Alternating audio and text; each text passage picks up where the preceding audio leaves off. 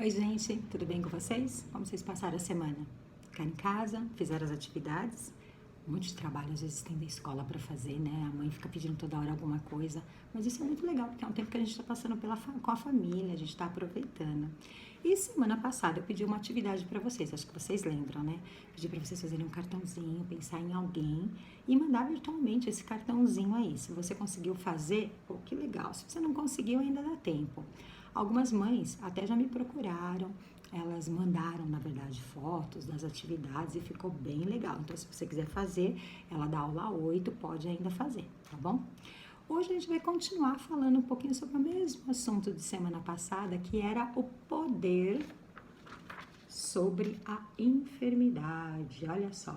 E para conhecer essa história, a gente vai para a Bíblia. Onde a gente acha isso? No Evangelho de João, capítulo 9, do versículo 1 até o versículo 47, tá? É uma história que você já conhece, por isso a gente vai fazer algumas aplicações do que a gente já conhece, tá? Mas para relembrar um pouquinho sobre essa história, antes de começar ela, você já deve ter visto algumas pessoas que não enxergam bem, né? Elas precisam, às vezes, de um óculos de perto, porque elas não conseguem ler todas as palavras de um livro, elas têm que ficar assim, talvez sua mãe ou seu pai usem um óculos de perto, porque não conseguem enxergar direito as letras. Talvez você conheça alguém que é como eu, que é míope, que não enxerga de longe, então precisa usar um óculos para conseguir enxergar lá longe o que está acontecendo, ou usa lente, igual eu uso, ó. Eu uso a lente, não preciso usar óculos quando eu tô com a lente, para poder enxergar. E tem outras pessoas, que acho que você conhece, que elas são totalmente cegas. Elas não enxergam nada, é tudo escuro. E elas aprenderam a ler, aprenderam a observar as coisas através do método de Braille, através do tato, das sensações.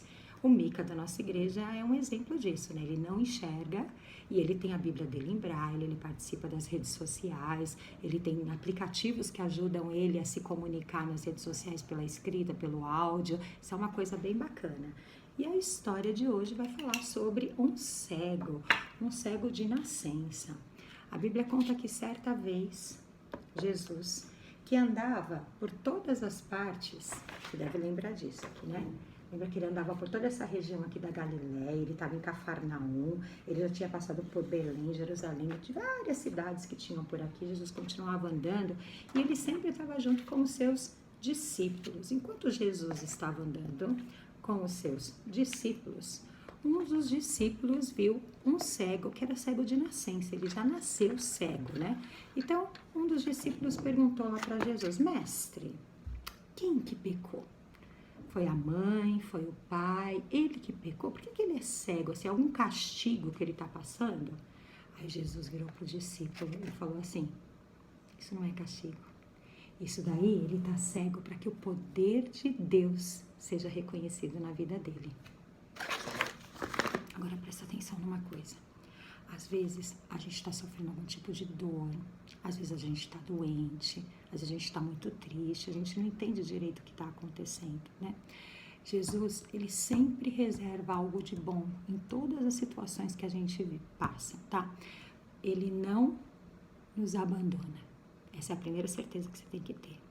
E a segunda é que tudo que acontece faz parte da vontade de Deus. Ele já sabe todas as coisas. Então não esquece, ele não te abandona e tudo faz parte de um plano especial da vontade de Deus. O trabalho de Jesus aqui na Terra era ser luz no mundo. E ele, através da sua vida, ele foi mostrando um pouquinho disso para as pessoas, né? Então estava lá o cego, Jesus e os seus discípulos. E aí, enquanto Jesus estava ali conversando, ele pegou um pouquinho de terra do chão, um pouquinho de terra, que era um barro naquela época, né? Cuspiu e fez uma lama. Tá vendo essa laminha aqui, ó? Bem gostosa. Aposto que as meninas devem estar tudo com nojinho, né? Lívia, Alexia, Sofia. Aposto que vocês tudo devem estar com nojinho, né? Olha só, aí foi lá e passou no olho do cego. passou essa lama aí que ele fez no olho do cego. E falou assim para o cego, né? Ó, deixa eu passar até mais que tá escorrendo aqui, ó. Passou bastante lama lá. O cego não enxergava nada, nunca viu nada na vida, né? Falou assim, agora você vai lá para um poço, que é de Siloé, e você vai se lavar. Era um poço muito famoso, era como se fosse um pedacinho de um rio, tá? Depois, se eu achar a foto, eu vou colocar aqui no meio do vídeo para você ver, tá bom? E o cego, será que ele obedeceu? Jesus continuou a caminhada dele com os discípulos. Bom, o cego, ele foi até esse tanque de Siloé, chegou lá, ele se lavou nas águas aí desse rio, e quando ele estava se lavando, se limpando, olha o que aconteceu. Ele começou a enxergar. Ele começou a olhar e viu a mão dele na água e piscava forte, não era possível. Aí começou a ver pedra, parede, começou a se olhar, ele começou a se ver. Ele nunca tinha se visto. E quando Jesus fez isso, esse milagre, ele fez num sábado. E sábado era um dia que as pessoas não podiam curar. Você deve lembrar que tinha um grupo de religiosos chamados fariseus, que eles eram os estudantes da lei de Moisés, né? Então eles faziam todo mundo cumprir a lei muito à risca. Eles já estavam de olho em Jesus para querer entender quem era essa pessoa que estava falando que era o Filho de Deus, que fazia milagre, mas eles não acreditavam ainda em Jesus, não, né? Então, esses fariseus, quando eles souberam disso, porque todo mundo na cidade falava assim, nossa, mas esse aí não era aquele que era cego? Não é possível, será que é outra pessoa? Ele tinha um irmão gêmeo, a gente nunca conheceu. Quem que é essa pessoa aí? É transformada? Será que é uma outra pessoa? Então, eles falaram lá para os fariseus, e os fariseus chamaram o cego para conversar, para perguntar assim, ei, você era cego? Eu era. O que aconteceu? Um dia um homem estava passando e falou que ele ia manifestar o poder de Deus comigo. Então ele pegou um pouco de terra, cuspiu nessa terra, pôs nos meus olhos e me levou, me mandou ir lá pro tanque de Siloé. E lá mandou eu me lavar. E quando eu me lavei, eu comecei a enxergar. Aí eles ficaram muito bravos. Primeiro porque Jesus, eles sabiam quem era Jesus, né? Não era para fazer esse tipo de milagre no sábado, porque se era para cumprir a lei, se Jesus veio para isso, como ele vai fazer isso aí num sábado, né? Uma confusão danada. E aí ele saiu. Aí os fariseus lá, não é possível que eles estejam, Jesus esteja fazendo essas coisas. Não, deve ter sido assim, deve ter enganado. Vamos chamar os pais dele, que os pais deles devem saber se esse menino está mentindo ou não. E foram lá e chamaram os pais. Opa, esse aqui. Chamaram o pai e a mãe dos meninos, né? E falaram lá, e aí? Escuta, esse aquele lá que era cego era seu filho? Sim, era meu filho. E ele era cego? Ele era cego desde quando nasceu. E o que aconteceu? Bem bravos. O que aconteceu? Explica. E os pais falaram, a gente não sabe o que aconteceu. Ele era cego e agora ele enxerga. Ah, mas foi Jesus que curou? Eles falaram, vocês podem perguntar para ele, porque ele vai saber responder, ele já tem idade para responder. Porque os pais deles tinham muito medo dos fariseus. Os fariseus naquela época, eles não aceitavam Jesus como a pessoa que fazia os milagres. Então, o que eles queriam com isso? Eles queriam castigar qualquer pessoa que começasse a falar que Jesus era mais poderoso que Moisés. Então, os pais falaram para ele assim, olha, na verdade, a gente tinha um filho cego e o filho agora enxerga. E é melhor você perguntar para ele. Os fariseus, alguns começaram a discutir, será que Jesus realmente fez um milagre? Será que não fez um milagre? Será que fez? Não fez? Alguns acreditavam, outros não. E chamaram o cego de novo, o ex-cego de novo ali para falar. E o ex-cego falou exatamente a mesma coisa. Falou assim, olha, eu fui curado, um homem passou, ele cuspiu, ele colocou na terra o cuspe dele, a saliva dele, passou nos meus olhos, mandou lavar e eu passei a ver. E eles ficaram tão bravos e expulsaram o ex-cego lá da sinagoga onde eles estavam. E eles começaram a discutir, porque eles não acreditavam que Jesus poderia ter esse milagre. Enquanto o cego estava lá quietinho na dele, Jesus ficou sabendo do que tinha acontecido, que ele tinha sido exposto. Aí, Jesus estava lá com os discípulos dele. os discípulos dele, né? Aí Jesus chegou para ele e falou assim: olá, você foi expulso da sinagoga? Eles não acreditam em vocês? Você acredita que o Filho de Deus que te curou, que o Filho de Deus tem esse poder? Aí o cego falou assim: eu acredito que alguém me curou, mas eu não vi quem era, não sei quem era. Aí Jesus respondeu: você está falando com ele.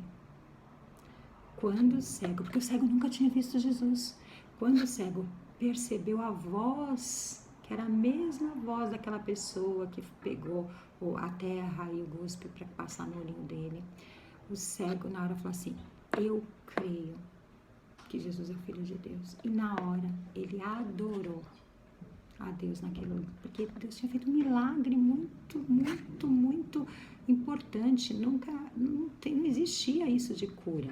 O que aconteceu? A cura veio porque Jesus tem poder. Jesus não é qualquer pessoa, né? Ele veio ao mundo para ser luz, para mostrar a vontade de Deus. E o cego ficou tão feliz. E Jesus, mais uma vez, provou que ele estava aqui no mundo, que era para fazer a vontade de Deus. Muitas vezes, tem mais um pedacinho da história, que ela acaba mais ou menos assim, né? Que alguns fariseus, vou pegar uns fariseus aqui, alguns fariseus foram ver Jesus, que estava falando sobre isso, e Jesus estava falando assim que ele veio para tirar a cegueira espiritual. Você sabe que é uma cegueira espiritual? É mais ou menos assim: quando a gente pensa que está fazendo a coisa certa e a gente não está fazendo a coisa certa, a gente está com cegueira. A gente está aqui com cegueira espiritual. E eles falaram assim: o que, Jesus? Você está achando que a gente aqui está cego? Jesus respondeu para os fariseus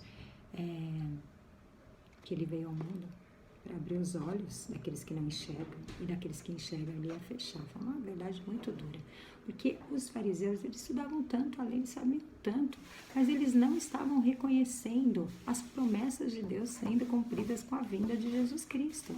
Eles não estavam. Então Jesus, ele veio para acabar com essa cegueira espiritual. Jesus é a luz no mundo, né? Você já ouviu falar disso várias vezes, algumas aulas a gente já trabalhou com esse tema também. E o mundo precisa de luz. Pensa aí, né? Fecha seu olho. Se você fechar seu olho, tá tudo escuro, não tá? Tudo escuro. Você não sabe quais são as cores que é ao seu redor. Você sabe porque você já viu, né? Mas se você tá num lugar diferente, você fecha o olho e você não sabe que lugar é esse, o que tá acontecendo, né? E quando você abre, mesmo que seja uma luz de uma vela, uma luz fraquinha, você passa a enxergar as coisas, né? E quando a gente tem Cristo no nosso coração, Jesus no nosso coração, a nossa vida é assim também. A gente que não enxergava direito o que era certo, o que é errado, passa a abrir os olhos, a gente começa a enxergar o que é certo, o que é errado, a obediência. A gente começa a aprender sobre a vontade de Deus, né? E como agradar a Deus. E a minha pergunta para você agora é essa: como que a gente consegue agradar a Deus? Será que é difícil agradar a Deus? Pensa aí. A gente agrada a Deus quando a gente faz a vontade dEle. Quando a gente conhece mais Ele. E quando a gente tem esse contato com Deus, a gente está mais próximo de Deus, a gente começa a brilhar também. E a gente faz com que as outras pessoas também passem a conhecer um pouquinho mais de Jesus. Quando eu falo para vocês que Jesus não nos abandona, e que tudo que acontece conosco é da vontade de Deus, é porque Deus quer. Ele realmente cumpre o propósito para que Ele veio. A gente aprendeu com essa aula uma coisa super importante. A gente aprendeu que a vontade de Deus, ela prevalece na sua vida, na minha vida. Mesmo quando coisas que a gente não curte muito, acontece. Olha lá. E a gente tem falado um pouquinho sobre a presença de Jesus, o que ele simboliza, a vida dele, né? E hoje a gente completa mais uma peça aqui da nossa figura misteriosa, que fala sobre a vontade de Deus. A vontade de Deus para a nossa vida sempre vai ser a melhor, né? Vocês lembram do versículo que a gente estava aprendendo? Caiu um pouquinho aqui da lama do céu. Eis que os olhos do Senhor estão sobre todos os que o temem, sobre os que esperam na sua misericórdia. Salmo 33, 18. Você lembra disso? Então, é um versículo que você pode guardar aí no seu coração, de que os olhos de Deus, eles estão sobre você em todo o tempo, cumprindo a vontade dele na sua vida, sobre aqueles que esperam na sua misericórdia, que aguardam a sua palavra. É isso aí, gente.